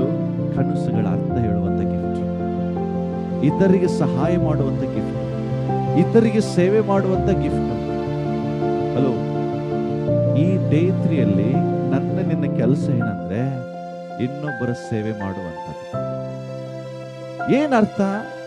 ನನ್ನ ಜೀವಿತದಲ್ಲಿ ವಾಗ್ದಾನ ನೆರವೇರ್ತಾ ಇಲ್ಲ, ನನಗೆ ದೇವರು ಕನಸು ಕೊಟ್ಟಿದ್ದಾನೆ, ಈ ಕನಸು ನನ್ನ ಜೀವಿತದಲ್ಲಿ ನೆರವೇರ್ತಾ ಇಲ್ಲ, ಬಟ್ ದೇವರು ಇವನಿಗೆ ಕೊಟ್ಟಂತ ಕನಸಿಗೆ ನಾನು ಸಹಾಯ ಮಾಡುದು. ಇದು ಹೆಂಗೆ ಅಂದ್ರೆ, ದೇವರು ನನಗೆ ಹೇಳಿದಾನೆ ನಿನಗೆ ಇದನ್ನು ಕೊಡ್ತೀನಂತ. ದೇವರು ನನಗೆ ಕೊಡೋದಕ್ಕಿಂತ ಮುಂಚೆ ನಾನು ಮುಂದೆ ನನಗಿಂತ ಇನ್ನೊಬ್ರಿಗೆ ಕೊಡುವಾಗ ಅವ್ರಿಗೆ ನಾನು ಸಹಾಯ ಮಾಡ್ತೀನಿ. ಉದಾಹರಣೆಗೆ ಹೇಳ್ತೇನೆ, ಅಬ್ರಹಾಮನಿಗೆ ದೇವರು ವಾಗ್ದಾನ ಮಾಡ್ತಾರೆ. ಏನಂತ? ಅಬ್ರಹಾಮನೇ, ನಿನಗೆ ನಾನು ನಕ್ಷತ್ರಗಳಷ್ಟಾಗುವ ಸಂತತಿಯನ್ನು ಕೊಡ್ತೇನೆ, ನೀನು ಮೂಲ ಪಿತೃ ಆಗಿರ್ತೀಯ ಅಂತ. ಅಬ್ರಹಾಮನಿಗೆ ಈ ವಾಗ್ದಾನ ಬರುವಾಗ ಅಬ್ರಹಾಮನಿಗೆ 75 ವರ್ಷ. Abraham was 75 years old when he received a promise. After that, no voice of God. ಏನು ಇಲ್ಲ. ದೇವರು ಇವನಿಗೆ ವಾಗ್ದಾನ ಮಾಡಿದರೆ ನಿನಗೆ ಮಗು ಆಗ್ತದೆ, ಇವನಿಗೆ ಮಗು ಇಲ್ಲ. ಈಗ ಇವನ್ ಜೀವಿತದಲ್ಲಿ ಎಂತ ಪರಿಸ್ಥಿತಿ ಬಂತಂದ್ರೆ ಇನ್ನೊಬ್ಬರಿಗೆ ಮಕ್ಕಳಾಗೋಕೆ ಇವನು ಪ್ರೇಯರ್ ಮಾಡ್ತಿದ್ದಾನೆ. ಹಲೋ, ಇಲ್ಲೇ ಇದ್ದೀರಾ? ಇವನ್ ಲೈಫಲ್ಲಿ ಯಾರಿಲ್ಲ, ಏನಿಲ್ಲ, ಮಕ್ಕಳಿಲ್ಲ. ಆದ್ರೆ ಅಬ್ರಾಮನು ಇನ್ನೊಬ್ಬರ ಮಕ್ಕಳಿಗಾಗಿ ಇನ್ನೊಬ್ಬರಿಗೆ ದೇವರೇ ಮಕ್ಕಳು ಕೊಡಂತ ಪ್ರೇಯರ್ ಮಾಡುವಂತ ಸನ್ನಿವೇಶ ಬಂತು. ಇವು ಪ್ರೇಯರ್ ಮಾಡೋವ್ರಿಗೆ ಮಕ್ಕಳು ಆಯ್ತು. ಇವಾಗ ಹೆಂಗೆ ಅನಿಸಿರುವುದು? ದೇವರು ನನಗೆ ಮಗು ಕೊಡ್ತೇನೆ ಅಂತ ಹೇಳಿದ, ನನಗೆ ಕೊಡ್ತಿಲ್ಲ, ನಾನು ಪ್ರೇಯರ್ ಮಾಡುವಾಗ ಇನ್ನೊಬ್ಬರಿಗೆ ಮಕ್ಕಳಾಗ್ತೇನೆ. ಇದೆಂತ ಅನ್ಯಾಯ ಸ್ವಾಮಿ. ಈ ರೀತಿಯಾದ ಲೈಫ್, ಈ ರೀತಿಯಾದ ಸಿಚುವೇಶನ್ ನಮ್ಮ ಜೀವಿತದಲ್ಲಿ ಬರ್ತದೆ. ಆದಿಕಾಂಡ ಪುಸ್ತಕ 20ನೇ ಅಧ್ಯಾಯದಲ್ಲಿ ನೀವು ಸಿಚುವೇಶನ್ ಇದು ಓದಬಹುದು. ಯಾವುದು? ಅವನು ಪ್ರಾರ್ಥಿಸುವಾಗ ಅಭಿಮೇಲಕನ ಫ್ಯಾಮಿಲಿಯಲ್ಲಿ ಮಕ್ಕಳಾಗುವುದನ್ನು ನಾವು ನೋಡ್ತೇವೆ. ಓಕೆ, ಅಂದ್ರೆ ನಾನು ಏನ್ ಹೇಳಿಕ್ಕೆ ಇಷ್ಟಪಡ್ತಿದ್ದೇನೆ, ದೇವರು ಜೋಸೆಫ್ಗೆ ಹೇಳಿದ್ದಾರೆ, ನಾನು ನಿನ್ನ ಜೀವಿತದಲ್ಲಿ ಇಂಥ ಕಾರ್ಯವನ್ನು ಮಾಡ್ತೇನೆ. ನಿನ್ನ ಇಂಥ ಕನಸು ಕೊಟ್ಟುವಾಗ ಆ ಕನಸಿನ ಪ್ರಕಾರ ಅವನಿಗೊಂದು ದೊಡ್ಡ ಆಶೀರ್ವಾದ ಇದೆ. ಆದ್ರೆ ಇವನ ಕಣ್ಣು ಮುಂದೆ ಏನಾಗ್ತಾ ಇದೆ? ಇನ್ನೊಬ್ಬರ ಕನಸು ಬೀಳ್ತಾ ಇದೆ. ಅವ್ರ ಕನಸು ಬೇಗ ನೆರವೇರ್ತಾ ಇದೆ, ಇವನ ಕನಸು ನೆರವೇರ್ತಾ ಇಲ್ಲ. ಇಲ್ಲಿ ಏನಾಗಿದೆ, ಇವನು ಕೈದಿಯಾಗಿ ಸೆರೆಮನೆಯಲ್ಲಿದ್ದಾನೆ. ಅದೇ ಸೆರೆಮನೆಯಲ್ಲಿ ಇನ್ನಿಬ್ರು ಕೈದಿಗಳ ಬಂದ್ರು. ಆ ಕೈದಿಗಳಿಗೆ ಕನಸು ಬಿತ್ತು. ಏನ್ರಿ? ಆ ಕನಸು ಇವನಿಗೆ ಹೇಳುವಾಗ ಆ ಕನಸಿನ ಪ್ರಕಾರ ನಿನಗೆ ಬಿಡುಗಡೆ ಆಗ್ತದಂತ ಹೇಳ್ದ. ಅವನಿಗೆ ಬಿಡುಗಡೆ ಆಯ್ತು. ಹಲೋ, ತಿಳ್ಕೊಡ್ರಿ, ಇವನಿಗೂ ಕನಸು ಬಿದ್ದಿದೆ, ಬಟ್ ಇವನಿಗೆ ಕನಸು ನೆರವೇರ್ತಾ ಇಲ್ಲ. ಇವನ್ ಕನಸು ಎಷ್ಟು ಬೇಗ ನೆರವೇರ್ತ ನೋಡ್ರಿ. ನಮ್ಮ ಲೈಫ್ ಹಿಂಗೆ ಅನ್ನಿಸ್ತದೆ ಒಂದ್ಸಾರಿ. ಅಲ್ಲ ಸ್ವಾಮಿ, ಇವರು ಪ್ರೇಯರ್ ಮಾಡುವುದಿಲ್ಲ, ಕೆಲವರು ಫಾಸ್ಟಿಂಗೇ ಮಾಡುವುದಿಲ್ಲ, ಅಷ್ಟು ಏನು ಬರುದು, ಆದ್ರೂ ಇಷ್ಟೊಂದು ಅಭಿವೃದ್ಧಿ ಯಾಕೆ? ನಾನು ಎಲ್ಲಾ ಮಾಡ್ತೇವೆ, ಕಷ್ಟಪಡ್ತೇವೆ, ಫಾಸ್ಟಿಂಗ್ ಮಾಡ್ತೀವಿ. ಈ ಡೌಟ್ ಬಹಳ ಜನರಿಗೆ ಬರ್ತದೆ. ನನಗೆ ಬಹಳ ಪ್ರಶ್ನೆ ಮಾಡುವಂಥದ್ದು ಇದೆ. ಅಲ್ರಿ, ನಾವು ಇಷ್ಟು ಪ್ರಾರ್ಥಿಸ್ತೇವೆ, ನಾವು ಇಷ್ಟು ದೇವರ ಸೇವೆ ಮಾಡ್ತೇವೆ, ನಮ್ಮ ಜೀವಿತದಲ್ಲಿ ಯಾಕೆ ಆಶೀರ್ವಾದ ಇಲ್ಲ? ಅವ್ರು ಏನು ಮಾಡೋದಿಲ್ಲ, ಯಾವಾಗಾದ್ರೂ ಒಂದ್ಸರಿ ಸಭೆಗೆ ಬರ್ತಾರೆ, ಯಾಕೆ ಅವ್ರ ಜೀವಿತದಲ್ಲಿ ಇಂಥ ಆಶೀರ್ವಾದ?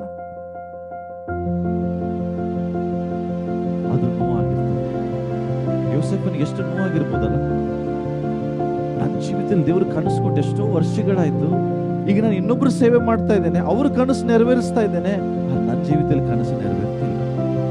ಇಲ್ಲಿ ಕೂಡ ಅವನಿಗೆ ನಿಲುವಂಗಿ ತೆಗಿತಾರೆ ಗೊತ್ತಾ ನಿಮಗೆ? ಸೆರೆಮನೆ ಹಾಕುವಾಗ ಪೋಟಿಫರ್ ಕೊಟ್ಟಂತ ನಿಲುವಂಗಿ ತೆಗೆದು ಅವನಿಗೆ ಜೈಲರ್ ಅವನಿಗೆ ಹಾಕಿ ಕಳಿಸ್ಕೊಡ್ತಾರೆ. 2 ಸಾರಿ ಅವನ ಕೋಟ್ ಬಿಚ್ತಾರೆ. ಫಸ್ಟ್ ಸಾರಿ ಅಪ್ಪ ಹಾಕಿದ ಕೋಟ್ ಬಿಚ್ಚಿದ್ರು, ಆಮೇಲೆ ಪೋಟಿಫರ್ನ ಮನೆಯಲ್ಲಿರುವಂತ ಕೋಟ್ ಬಿಚ್ಚಿದ್ರು. ಯಾಕೆ? ಪೋಟಿಫರ್ನ ಮನೆಯಲ್ಲಿ ಅವನ ಮೇಲ್ವಿಚಾರಕನಾಗಿದ್ದ, ಅವನೆಲ್ಲ ಆಸ್ತಿನ ನೋಡಿಕೊಳ್ಳುವಂತ ವ್ಯಕ್ತಿ ಆಗಿದ್ದ. ಅವನಿಗೆ ಪೋಟಿಫರ್ ವಿಶೇಷವಾದ ವಸ್ತ್ರವನ್ನ ಕೊಟ್ಟಿದ್ದ. ಅವನ ಆ ಬಟ್ಟೆಯನ್ನು ಮತ್ತೆ ಅವನಿಗೆ ಬಿಚ್ಚಿದ್ದಾರೆ. 2 times his coat was removed. Now he is in prison. He became a prisoner. ಅವನು ಎಲ್ಲಿದ್ದಾನೀಗ? ಜೈಲಲ್ಲಿದ್ದಾನೆ. ಹಾಗಾದ್ರೆ ಇವನಲ್ಲಿ ಏನ್ ಫಾರ್ಮೇಶನ್ ಆಗ್ತಾ ಇದೆ? ಇವನಲ್ಲಿ ಫಾರ್ಮೇಶನ್ ಆಗ್ತಿರೋದೇನು? The gift of interpretation. Gift of interpretation ಅಂದ್ರೆ ಇತರರಿಗೆ ಸತ್ಯವನ್ನ ವಿವರಿಸುವಂಥದ್ದು, ಇತರರ ಕನಸುಗಳ ಅರ್ಥವನ್ನ ತಿಳಿಸುವಂಥದ್ದು, ಇನ್ನೊಬ್ಬರ ಮಾತಿನ ಅರ್ಥವನ್ನ ಹೇಳಿಕೊಡುವಂತ ಒಂದು ಗಿಫ್ಟ್ ಫಾರ್ಮೇಶನ್ ನಡೀತಾ ಇದೆ. ಅದು ಎಲ್ಲಿ? ಸೆರೆಮನೆಯಲ್ಲಿ. ಬಟ್ ಅದು ಯಾವಾಗ? ನೀನು ಇನ್ನೊಬ್ಬರ ಸೇವೆ ಮಾಡಕ್ಕೆ ರೆಡಿ ಇರುವಾಗ. ನೀನ್ ಇನ್ನೊಬ್ಬರ ಸೇವೆ ಮಾಡಕ್ಕೆ ರೆಡಿ ಇಲ್ಲ ಅಂದ್ರೆ ನಿನ್ ಜೀವಿತದಲ್ಲಿ ಏನು ಆಗುದಿಲ್ಲ. ನೀನ್ ರೆಡಿ ಇರ್ಬೇಕು. ಎದಕ್ಕೆ? ಇನ್ನೊಬ್ಬರ ಸೇವೆ ಮಾಡಕ್ಕೆ ರೆಡಿ ಇರ್ಬೇಕು. ಒಂದು ನಾನು ಇಲ್ಲಿ ಅಬ್ಸರ್ವ್ ಮಾಡಿದ್ದೇನು ಗೊತ್ತಾ ಪ್ರಿಯರೇ? ಡೇ 1 ದೇವರು ವಾಗ್ದಾನ ಮಾಡಿದ್ರು. ಡೇ 2 ಅವನ ಸಹೋದರನಿಂದ ಬೇರ್ಪಟ್ಟು ಅವನ ಕೋಟನ್ನು ಬಿಚ್ಚಿದ್ರು. ಪೋಟಿಫರನ ಮನೆಗೆ ಬಂದ. ಪೋಟಿಫರ್ನಲ್ಲಿ ಅವನಿಗೆ ಟೆಸ್ಟ್ ಆಯ್ತು, ಅವನ ಪರಿಶುದ್ಧತೆ ಪರೀಕ್ಷೆ ಆಯ್ತು, ಅವನ ನಂಬಿಗಸ್ತಿಕೆ ಪರೀಕ್ಷೆ ಆಯ್ತು. ಆ ಪರೀಕ್ಷೆಯಿಂದ ನೆಕ್ಸ್ಟ್ ಅವನು ಸೆರೆಮನೆಗೆ ಬಂದ. ಸೆರೆಮನೆಯಲ್ಲಿ ಕತ್ತಲೆಯಲ್ಲಿ ಕೂತಿದ್ದಾನೆ. ತಿಳ್ಕೊಡ್ರಿ, ಸೆರೆಮನೆಯಲ್ಲಿ ಯಾವುದೇ ಅಸಹಾಯಕತೆಯಿಂದ ಕೂತ್ಕೊಂಡಿದ್ದಾನೆ. ಆದ್ರೆ 2 ಸಾರಿ ಬೈಬಲ್ ಅಲ್ಲಿ ಬರೆದಿದೆ ದೇವರು ಯೋಸೇಫನ ಸಂಗಡ ಇದ್ದರು ಅಂತ. ದೇವರು ಯೋಸೇಫನ ಸಂಗಡ ಎಲ್ಲಿದ್ರು? ಡೇ 1 ಅಲ್ಲಿ ಇರ್ಲಿಲ್ಲ, ಡೇ 4 ಅಲ್ಲಿ ಇಲ್ಲ. ಡೇ 4 ಅಂದ್ರೆ ಯಾವಾಗ ಅರಸನು ಅವನನ್ನ ಒಂದು ಪ್ರಧಾನ ಮಂತ್ರಿಯಾಗಿ ಮಾಡಿದಾಗ ದೇವರು ಅವನ ಜೊತೆಗಿದ ಅಂತ ಬರೆದಿಲ್ಲ. ಬಟ್ ದೇವರು ತನ್ನ ಸಹೋದರರು ಅವನನ್ನ ಮಾರಿದಾಗ, ಅವನು ಗುಂಡಿಯಲ್ಲಿದ್ದಾಗ ದೇವರು ಪೋಟಿಫರನ ಮನೆಗೆ ಹೋದಾಗ ದೇವರ ವಾಕ್ಯ ಹೇಳ್ತದೆ, ದೇವರು ಯೋಸೇಫನ ಸಂಗಡ ಇದ್ದರು. ಸೆರೆಮನೆಗೆ ಬಂದು ಇನ್ನೊಬ್ಬರ ಕನಸಿನ ಅರ್ಥ ಹೇಳುವಾಗ ಬೈಬಲ್ ಬರೆದಿದೆ, ದೇವರು ಯೋಸೇಫನ ಸಂಗಡ ಇದ್ದರು. ಅರ್ಥ ಏನು ಹಾಗಾದ್ರೆ ಪ್ರಿಯರೇ? ಡೇ 1 ಅಲ್ಲಿ ಡೇ 3 ಅಲ್ಲಿ ದೇವರ ಜೊತೆಗಿಲ್ವಾ? ಇದ್ರು. ಬಟ್ ಯಾವಾಗ ನಿಮ್ಮ ಜೀವಿತದಲ್ಲಿ ಸಂತೋಷ, ನಿಮ್ಮ ಜೀವಿತದಲ್ಲಿ ಆಶೀರ್ವಾದ, ನಿಮ್ಮ ಜೀವಿತದಲ್ಲಿ ಐಶ್ವರ್ಯ ಬರ್ತದಲ್ಲ, ಆಗ ದೇವರು ನಿಮ್ಮ ಜೊತೆಗಿರೋ ಬಗ್ಗೆ ನಿಮಗೆ ಕಾಳಜಿ ಇರಲ್ಲ, ಅದು ನೀವು ಅಲಕ್ಷ್ಯ ಮಾಡ್ತೀವಿ. ಬಟ್ ಯಾವಾಗ ನಿಮ್ಮ ಜೀವಿತದಲ್ಲಿ ಪರೀಕ್ಷೆಗಳು ಬರ್ತದೆ, ನೀವು ಕಷ್ಟದಲ್ಲಿದ್ರು ಇನ್ನೊಬ್ಬರಿಗೆ ಸಹಾಯ ಮಾಡುವ ಸೇವೆ ನಿಮಗೆ ಬರ್ತದೆ, ಆಗ ನಿಮಗೆ ಅರ್ಥ ಆಗ್ತದೆ ದೇವರು ನಮ್ಮ ಜೊತೆಗಿರೋದು. ಸೊ ಡೇ 1 ಎಕ್ಸೈಟ್ಮೆಂಟ್, ವಾಗ್ದಾನ ಬಂತು. ಡೇ 2 ಅವನ ಜೀವಿತದಲ್ಲಿ ಬೇರ್ಪಡಿಸುವಿಕೆ ಆಯ್ತು. ಡೇ 3 ಬರುವಾಗ ಇನ್ನೊಬ್ಬರು ಸೇವೆ ಮಾಡ್ತಿದ್ದಾನೆ. ಆ ಸೇವೆಯಲ್ಲಿ ದೇವರು ಅವನಲ್ಲಿ ಕೆಲವು ಗಿಫ್ಟ್ಗಳನ್ನು ಫಾರ್ಮ್ ಮಾಡ್ತಿದ್ದಾನೆ. ಅಲ್ಲ, ಅವನು ಇನ್ನೊಬ್ಬರ ಕನಸಿನ ಅರ್ಥ ಹೇಳ್ದ, ಇದೆಲ್ಲ ನೆರವೇರಿತು. ನಾನು ಯಾಕೆ ಅವನ ಸ್ಟೋರಿ ರೆಫರೆನ್ಸ್ ಓದಿಸ್ತಿಲ್ಲ ಅಂದ್ರೆ ಟೈಮ್ ಆಗ್ತದೆ ಪ್ರಿಯರೇ. ಸೊ ಇಲ್ಲಿ ನಾವು ನೋಡ್ತೇವೆ, ಯೋಸೇಫನು ಸೆರೆಮನೆಯಲ್ಲಿ ಇದ್ದುಕೊಂಡು ಇನ್ನೊಬ್ಬರು ಸೇವೆ ಮಾಡ್ತಿದ್ದಾನೆ. ತನ್ನ ಕನಸು ನೆರವೇರದಿರುವಾಗ ಇನ್ನೊಬ್ಬರ ಕನಸನ್ನು ಹೇಳಿ ಅರ್ಥ ಮಾಡಿಸ್ಕೊಂಡು ಅವರಿಗೆ ಸಹಾಯ ಮಾಡ್ತಿದ್ದಾನೆ. ಇದೆಲ್ಲ ಆದ ಮೇಲೆ ಪ್ರಿಯರೇ, ಅವನ ಜೀವಿತದಲ್ಲಿ ಡೇ 4 ಎಲ್ರು ಹೇಳ್ರಿ, ಡೇ 4. ಎಲ್ರು ಹೇಳ್ರಿ, ಡೇ 4. ಆದಿಕಾಂಡ ಪುಸ್ತಕ ಈಗ ಹೋದ್ರಿ 4ನೇ ಅಧ್ಯಾಯ, ಈಗ 1ನೇ ಅಧ್ಯಾಯದಲ್ಲಿ 4ನೇ ದಿವಸ ಏನ್ ಆಯ್ತು ಓದೋಣ. ಓದ್ಮ ನೆಕ್ಸ್ಟ್.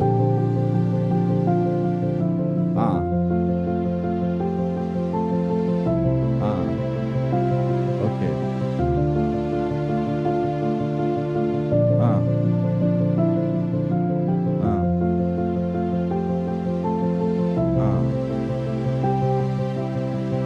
ಎಸ್.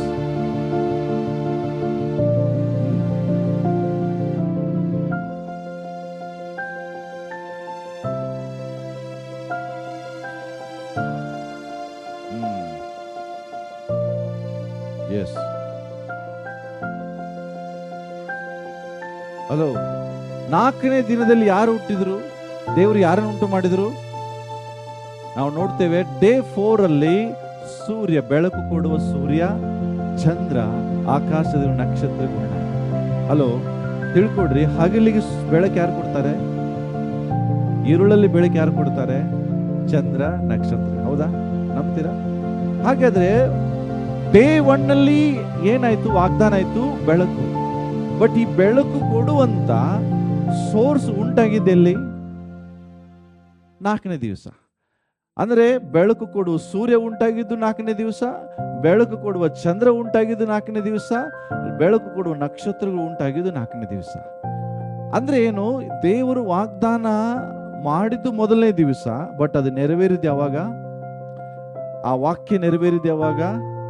ಫುಲ್ಫಿಲ್ಮೆಂಟ್, ಅಂದ್ರೆ the word came to pass.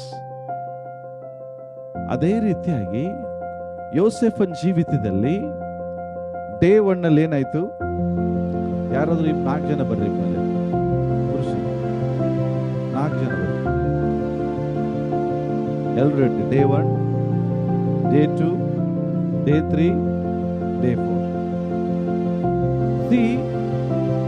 ಮೊದಲನೇ ದಿವಸ ದೇವರು ವಾಗ್ದಾನ ಮಾಡಿದ್ರು, ಬೆಳಕಾಗಿ. ಕರೆಕ್ಟಾ?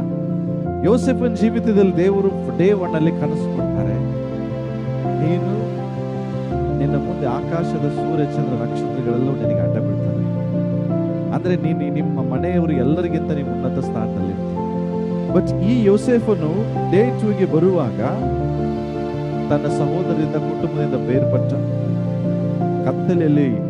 ಕತ್ತಲೆ ಗುಂಡಿ ಒಳಗಡೆ ಹಾಕಿದ್ರು. ಅನಂತರ ಅವನನ್ನ ಇಸ್ಮಾಯಿಲ್ರಿಗೆ ಮಾರಿದ್ರು.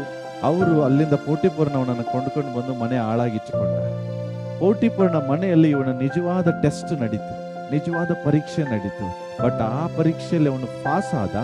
ಅವ ತಿಳ್ಕೊಂಡ, ದೇವರಿಗೆ ನಾನು ನಂಬಿಗಸ್ತನಾಗಿರುವುದರಿಂದ ನನ್ನ ಜೀವಿತದಲ್ಲಿ ಡೇ 4 ಬರ್ತದೆ ಅಂತ.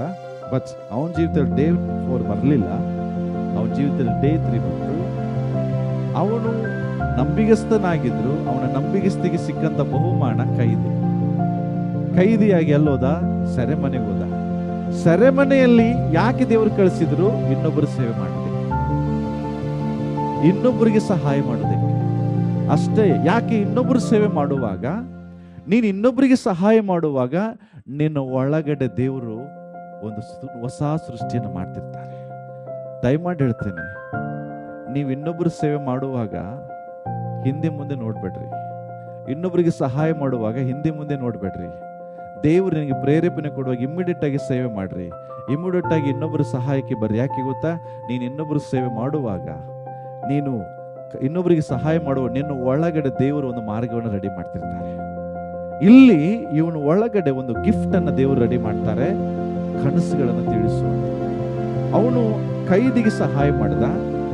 ಆ ಕೈದಿ ಫರೋಹನ ಮುಂದೆ ಹೋಗಿ ನಿಂತಾಗ ಫರೋಹನಿಗೊಂದು ಕನಸು ಬೀಳುತ್ತದೆ. ಅದನ್ನ ಹೇಳುವ ಅರ್ಥ ಯಾರಿಗೂ ಇಲ್ಲ. ಆಗ ಆ ಕೈದಿಗೆ ನೆನಪು ಬರ್ತದೆ, ಇವು ನಿನ್ನ ಜೈಲಲ್ಲಿ ಒಬ್ಬ ವ್ಯಕ್ತಿ ಇದ್ದಾನೆ, ಅವನ ಕಡೆ ನೀನು ಹೋದ್ರೆ ನಿನ್ನ ಕನಸಿನ ಅರ್ಥ ಹೇಳ್ತಾನೆ. ಆ ಫರೋಹನವನನ್ನು ಕರೆಸಿ ಅವನಿಗೆ ಹೇಳುವಾಗ ಆ ಕನಸಿನ ಅರ್ಥವನ್ನು ತಿಳಿಸ್ತಾನೆ. ಬರಗಾಲದ ಬಗ್ಗೆ ತಿಳಿಸುವಾಗ ನೆಕ್ಸ್ಟ್ ಫರೋಹನ ಏನ್ ಮಾಡ್ದ? ಡೇ 1 ಅಲ್ಲಿ ಏನಾಯ್ತು ತಿಳ್ಕೊಳ್ರಿ ಎಲ್ರು. ಡೇ 1 ಅಲ್ಲಿ ಏನಾಯ್ತು? ಇದು ಕೋಟ್ ಅಂತ ತಿಳ್ಕೊಳ್ಳಿ, ಶಾಲ್ ಅಲ್ಲ, ಇದೇನು ನಿಲುವಂಗಿ. This is a coat. Okay, ಇದನ್ನ ಯಾರು ಹಾಕಿದ್ರು? ಅಪ್ಪ ಹಾಕಿದ ನಿಲುವಂಗಿ. ಬಟ್ ಅಪ್ಪ ಹಾಕಿದ ನಿಲುವಂಗಿ ಶಾಶ್ವತವಾದದ್ದಲ್ಲ. ಯಾಕೆ ಗೊತ್ತಾ? ಯಾರಿಗಾರು? ಯೋಸೇಫನ ಅಪ್ಪನ ಹೆಸರೇನು? ಯಾಕೆಂದ್ರೆ ಯಾಕೋಬ ಆ ಸ್ಥಾನಕ್ಕೆ ಬಂದಿದ್ದ ಮೋಸದಿಂದ. ಅವನು ಆ ನಿಲುವಂಗಿ ಪಡ್ಕೊಂಡಿದ್ದೆ ಮೋಸದಿಂದ. ತನ್ನ ಸಹೋದರಿಗೆ ಮೋಸ ಮಾಡಿ ಅವನು ಆ ಸ್ಥಾನವನ್ನು ಪಡ್ಕೊಂಡಿದ್ದ. ಬಟ್ ಆ ನಿಲುವಂಗಿ ದೇವರಿಗೆ ಇಷ್ಟ ಇಲ್ಲ. ಬಟ್ ಈ ನಿಲುವಂಗಿಯನ್ನ ಯಾರು ತೆಗೆದುಹಾಕಿದ್ರು? ಸಹೋದರ ತೆಗೆದುಹಾಕಿದ್ರು. ತೆಗೆದುಹಾಕಿದ ಮೇಲೆ ಮತ್ತೆ ಇಲ್ಲಿ ಅವನಿಗೆ ಡೇ 2ದಲ್ಲಿ ನಿಲುವಂಗಿ ಸಿಕ್ತು. ಈ ನಿಲುವಂಗಿ ಯಾರು ಹಾಕಿದ್ರು? ಪೋಟಿಫರ್ ಹಾಕ್ತಾನೆ. ಗೊತ್ತಾ ನಿಮಗೆ? ಪೋಟಿಫರ್ ಹಾಕಿದಂತ ನಿಲುವಂಗಿ ಡೇ 3 ಮಠ ಇರ್ತದೆ. ಬಟ್ ಡೇ 3 ಬರುವಾಗ ಏನಾಯ್ತು? ಇದನ್ನ ತೆಗೆದು ಹಾಕ್ತಾರೆ. ಈಗ ಯಾರು ಇದನ್ನ ತೆಗೆದು ಇವನಿಗೆ ಕೈದಿ ಡ್ರೆಸ್ ಹಾಕ್ತಾರೆ. ಡೇ 4ಗೆ ಬರುವಾಗ ಫರೋಹನ ಒಂದು ನಿಲುವಂಗಿ ಕೊಡ್ತಾನೆ. ಈ ನಿಲುವಂಗಿ ಯಾರಿಂದ ತೆಗೆಯಕ್ಕಾಗಲ್ಲ, ಇದು ಶಾಶ್ವತವಾದಂತ ನಿಲುವಂಗಿ. ಯಾಕೆ? ಇದು ನಿಲುವಂಗಿ ಪಡ್ಕೊಳ್ಳಿಕ್ಕೆ ಅವನು ಡೇ 2 ಡೇ 3 ಹಾದು ಡೇ 3 ಡೇ 4ಗೆ ಬಂದಿದ್ದಾನೆ. ಈ ನಿಲುವಂಗಿ ದೇವರು ನೇಮಿಸಿದ್ರು ಆಲ್ರೆಡಿ. ಈ ನಿಲುವಂಗಿ ಬಗ್ಗೆ ದೇವರು ಇಲ್ಲಿ ವಾಗ್ದಾನ ಮಾಡಿದ್ರು. ನಾನು ನಿನಗೊಂದು ನಿಲುವಂಗಿ ಕೊಡ್ತೇನೆ, ಅದನ್ನ ನೀನು ಉಚ್ಚಿಕೊಳ್ಳುವ, ಅದನ್ನ ನೀನು ತೊಡುವಾಗ ಎಲ್ಲರೂ ಬಂದು ನಿನಗೆ ಅಡ್ಡ ಬಿಡ್ತಾರೆ. ಅದೇ ಆ ಇಡೀ ಐಗುಪ್ತ ದೇಶದ ಪ್ರಧಾನ ಮಂತ್ರಿ ನಿಲುವಂಗಿ. ಅದು ಯಾರಿಗೆ ಸಿಕ್ತು? ಯೋಸೇಫನಿಗೆ. ಯಾವಾಗ ಸಿಕ್ತು? ಡೇ 4 ಅಲ್ಲಿ ಸಿಕ್ತು. ಡೇ 4ಗೆ ಹಾಕಿದಂತೆ ನಿಲುವಂಗಿ ಆತನ ಸಿಂಹಾಸನದಲ್ಲಿ ಕೂಡುವಂಗೆ ಮಾಡ್ತು. ಹಲೋ, ವಾಗ್ದಾನಗಳು ಎಂದಿಗೂ ಬಿದ್ದು ಹೋಗುವುದಿಲ್ಲ, ಅವು ನೆರವೇರ್ತವೆ. ಬಟ್ ಅದು ನೆರವೇರಬೇಕಾದ್ರೆ you have to pass day 2 and day 3. ನೀನು ಯಾವಾಗ ಈ ಟೆಸ್ಟ್ ನಲ್ಲಿ ಫೇತ್ಫುಲ್ ಆಗ್ತೀಯೋ, ನಂಬಿಗಸ್ತನಾಗಿ ಕಾಣಿಸ್ತೀಯೋ, ಆಗ ದೇವರು ನಿನಗೊಂದು ನಿಲುವಂಗಿ ಕೊಡ್ತಾರೆ. ಅದನ್ನು ಯಾರಿಂದಲೂ ತೆಗಿಲಿಕ್ಕೆ ಸಾಧ್ಯ ಇಲ್ಲ. ಹಲ್ಲೆಲೂಯ. ಅದೇ ವಾಕ್ಯದಲ್ಲಿ ಬರ್ತದೆ. ಯಾವಾಗ ಈ ನಿಲುವಂಗಿ ಹಾಕಿದ್ರು, ಇವನ ಸ್ವಂತ ಸಹೋದರ ಮುಂದೆ ಬಂದ್ರು. ಸ್ವಂತ ಸಹೋದರ ಮುಂದೆ ಬರುವಾಗ ಇವನಿಗೆ ಯಾರು ಕೇಡು ಮಾಡಿದ್ರೋ ಅವರೇ ಅವನ ಮುಂದೆ ಬಂದ್ರು. ಮುಂದೆ ಬಂದಾಗ ಅವನವ್ರನ್ನ ಕೊಲ್ಲಿಲ್ಲ, ಅದ್ರ ಬದಲಾಗಿ ಅವ್ರಿಗೆ ಏನ್ ಮಾಡ್ದ? ಸಹಾಯ ಮಾಡ. ಅದೇ ಬರ್ತದ ಆದಿಕಾಂಡ ಪುಸ್ತಕ 50ನೇ ಅಧ್ಯಾಯ ನೀವು ಓದ್ರಿ. 50ನೇ ಅಧ್ಯಾಯ 20ನೇ ವಚನದಲ್ಲಿ ನೀವು ಬರ್ತದೆ ಏನಂತ?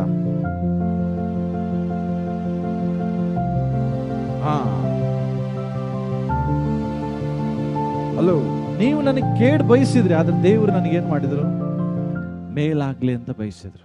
ಪ್ರಿಯರ್, ನಾನು ಯಾಕೆ ಇದನ್ನ ಹೇಳ್ತಿದ್ದೇನೆ ಅಂದ್ರೆ, ದೇವರು ನಮ್ಮೆಲ್ಲರಿಗೂ ವಾಗ್ದಾನ ಮಾಡಿದ್ದಾನೆ. ಎಲ್ಲಿ? ರೋಮಾಪುರ 8:28. ಏನು? ದೇವರನ್ನ ಪ್ರೀತಿಸುವುದಕ್ಕಾಗಿ ಎಲ್ಲಾ ಕಾರ್ಯಗಳು ನಮಗೇನಾಗ್ತದೆ? ಏನಾಗ್ತದೆ? ಜೋರಾಗಿ ಏನಾಗ್ತದೆ? ಅನುಕೂಲ. ತಿಳ್ಕೊಡ್ರಿ, ನಿನ್ ಜೀವಿತದಲ್ಲಿ ಡೇ 4 ಬರ್ಬೇಕಾದ್ರೆ, 4ನೇ ದಿನ ಬರ್ಬೇಕಾದ್ರೆ ಡೇ 2 ಡೇ 3 ಕಂಪಲ್ಸರಿ ಬರ್ಬೇಕು. ಅದು ಇಲ್ಲದೆ ಡೇ 4 ಬರಲ್ಲ. ನಿಮ್ಗೆ ಗೊತ್ತಾ? ಒಂದು ಕೇಕ್, ಎಷ್ಟು ಜನ ಕೇಕ್ ತಿಂದಿರಿ? ಎಷ್ಟು ರುಚಿಯಾಗಿರ್ತದೆ ಗೊತ್ತಾ ಅದು? ಹಲೋ, ಆ ಕೇಕ್ ಮಾಡುವಾಗ ಇರುವ ಇಂಗ್ರೀಡಿಯೆಂಟ್ಸ್ ಯಾರಿಗಾರು ಗೊತ್ತಾ?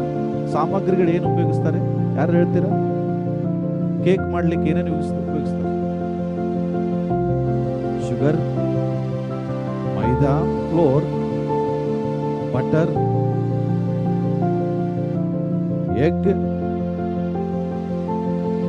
ಮಿಲ್ಕ್ ಮತ್ತೆ ಬೇಕಿಂಗ್ ಸೋಡಾ. ಹೌದಾ? ತಿಳ್ಕೊಡ್ರಿ, ಶುಗರ್ ಏನಿದೆ?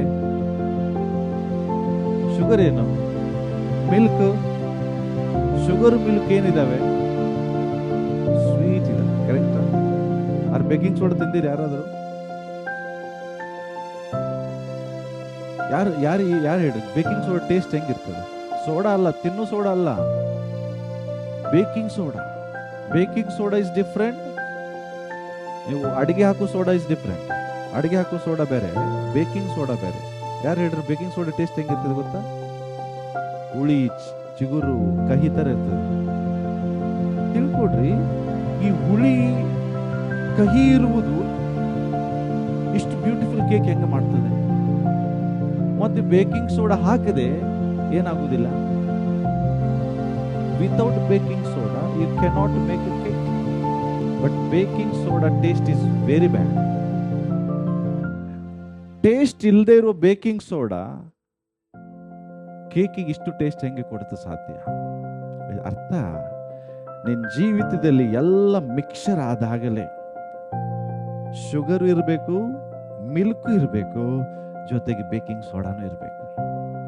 ನಮ್ಮ ಸಮಸ್ಯೆ ಏನ್ ಗೊತ್ತಾ? ಬೇಕಿಂಗ್ ಸೋಡಾ ಬೇಡ ನಮಗೆ, ಬರೀ ಶುಗರ್, ಸ್ವೀಟ್, ಬರೀ ಮಿಲ್ಕ್, ಹನಿ ಇದೇ ಬೇಕು.